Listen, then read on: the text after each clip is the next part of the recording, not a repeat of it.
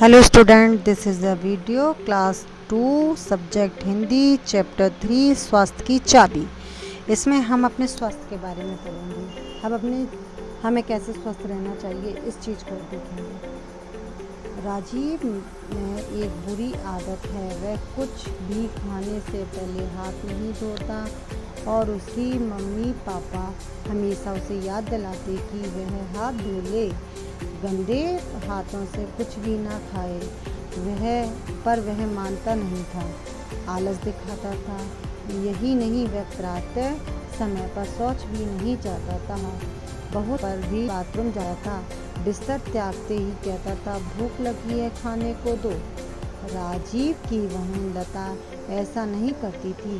वह प्रातः शौच जाती थी, साबुन से हाथ धोकर ब्रश करती थी और स्नान करके जब नाश्ता करती थी। लो, इन सब गंदी आदतों का परिणाम सामने आया। आज राजीव के पेट में दर्द हो रहा है।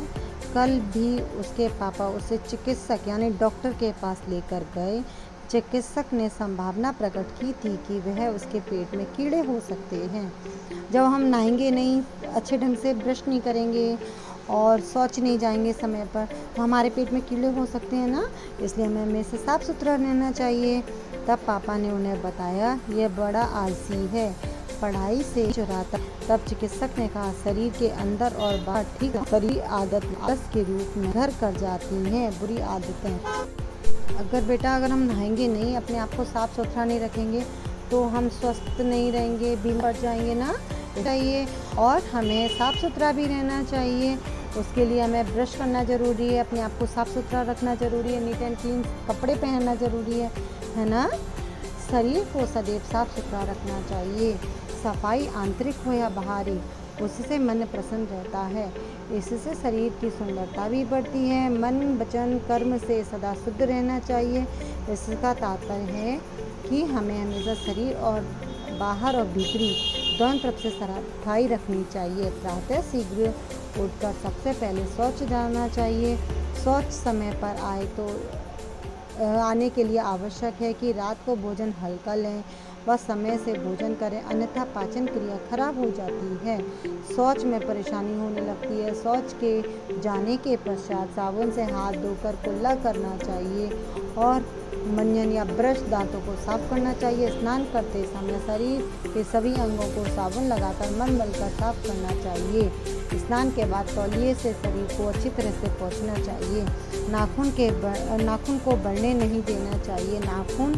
बढ़े हुए नाखून मैल को एकत्र करते हैं, जो भोजन करते समय आपके पेट में पहुंचकर रोगों को जन्म देते हैं। इसी प्रकार पैर के बड़े हुए नाखून चोट लगने से उखड़ जाते हैं। ऐसा होने पर बहुत पीड़ा होती है, उन्हें भी बढ़ने नहीं देना चाहिए। बालों को भी समय समय पर कटवाना चाहिए।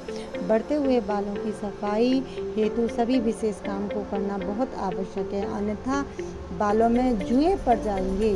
बालों में तेल लगाकर रखना चाहिए, सफाई भी करना चाहिए। साफ सुथरा शरीर स्वस्थ विद्यार्थी और बुद्धिमान व्यक्ति की निशानी होता है।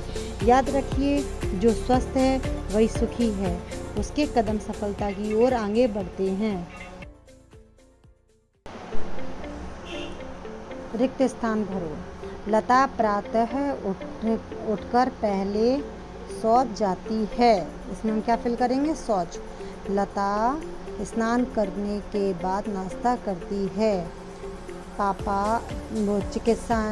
चिकित्सक ने बताया कि राजीव के पेट में कीड़े हो सकते हैं। मन वचन कर्म से सदा शुद्ध रहना चाहिए।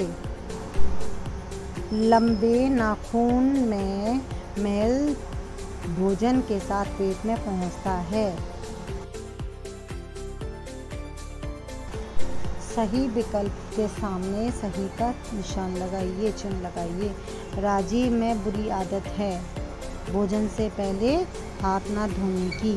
राजीव के मम्मी पापा हमेशा राजीव को याद दिलाते थे कि खाना खाने से पहले अपने हाथ धो लो। बिस्तर त्यागते ही खाना मांगता है। लता में राजीव की तरह गंदी आदतें नहीं हैं। पापा ने चिकित्सक को बताया कि राजीव बड़ा आलसी है।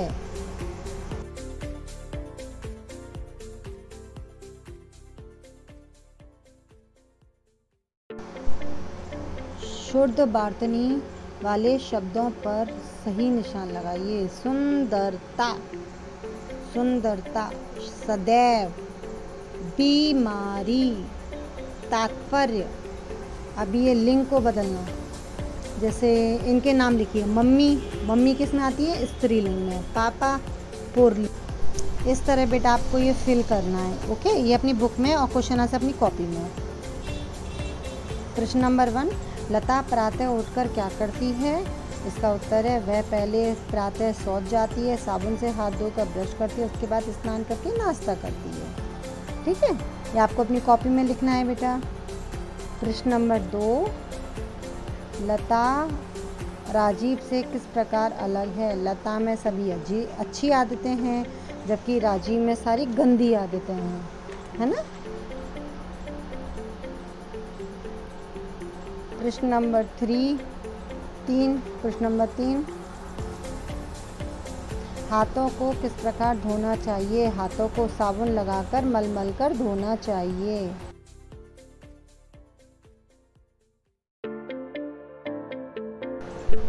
बड़े हुए नाखून क्या हानि होती है?